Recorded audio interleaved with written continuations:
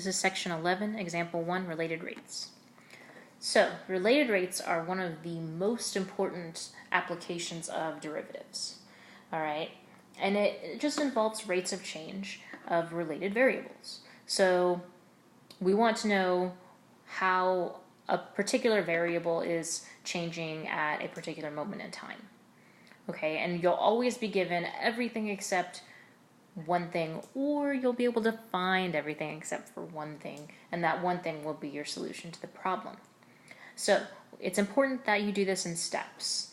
Okay, don't forget to write everything out. They like to put related rates problems in multiple choice questions as well as free response questions. So show your work. Get used to showing your work. First, you have to read. Okay, you have to read the problem and make sure you know what you're answering. Draw pictures.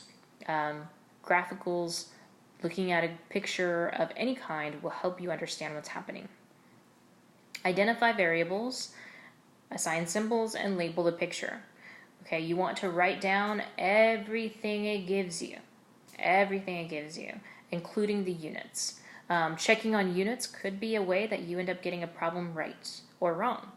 If your units match up to the expected values, then it makes sense and you're right, potentially, right? You still have to do the math right.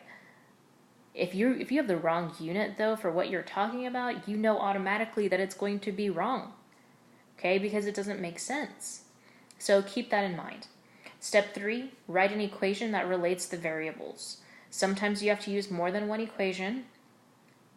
You'd have to use more than one equation if you don't have everything you need for the equation that you came up with. 4, differentiate both sides of the equation. That's the easy part. And then 5, substitute numerical values for the variables and the derivatives and solve for the unknown rate. So let's do a problem. Example 1, a golfer hits a ball into a pond of still water, causing a circular ripple as shown in figure 1. If the radius of the circle increases at the constant rate of 0.5 meters per second, how fast is the area of the circle increasing when the radius of the ripple is 2 meters? Now, what often happens in these types of questions is that they will give you the formula in the problem. Okay, they don't want you to get a problem wrong just because you don't remember the formula. However, you should know the formula, right? You should know the area of a circle. So the first thing we're going to do, because there's already a picture here, I don't have to draw it, but I'm going to write down all of my known values. The first thing they tell me is that the radius of the circle increases at the constant rate of 0.5 meters per second. Now, because it's a rate, it says it's a constant rate. That means since we're talking about the radius, but it's a rate, we're going to use dr dt.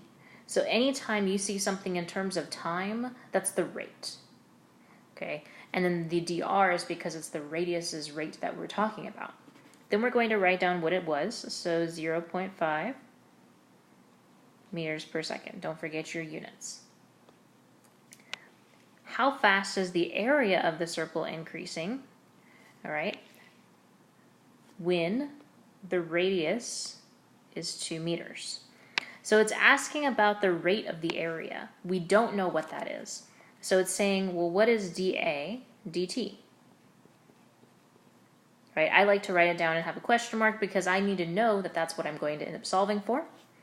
And it says the radius of the ripple is 2 meters. It doesn't say the rate of the radius is 2 meters. That doesn't make sense because that would not be a change over time. It just says the radius is 2 meters, so r is 2 meters. All right, now I'm going to use the formula they give me. A equals pi r squared. That's the formula they give me. That is what we're talking about because we're talking about the area of the circle and the rate of change at which the area of the circle is increasing. So that's the equation we're going to use. They conveniently gave it to us. That doesn't always happen though. Now, the next step is to differentiate. So I'm going to differentiate this with respect to time. So dA dt, in other words, we're doing it implicitly, equals 2 pi r times dr dt, because remember, the radius is changing with respect to time as well, right? The radius isn't constant. it tells us that the radius is changing by 0.5 meters per second. So we need to make sure we include that in our problem.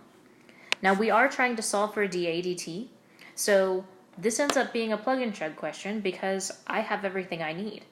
I don't know what dA dt is, but that's what I'm trying to solve for. I know 2 pi is a number. I know that the radius is 2 meters, so 2 meters. And I know dr dt, because I wrote that down as well, is 0.5. And really, I've got all these whole numbers here. I'm going to turn that into 1/2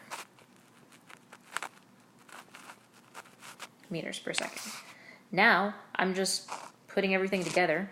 I know that those cancel, so it's really 2 pi meters squared per second. And that's the answer. Not so bad.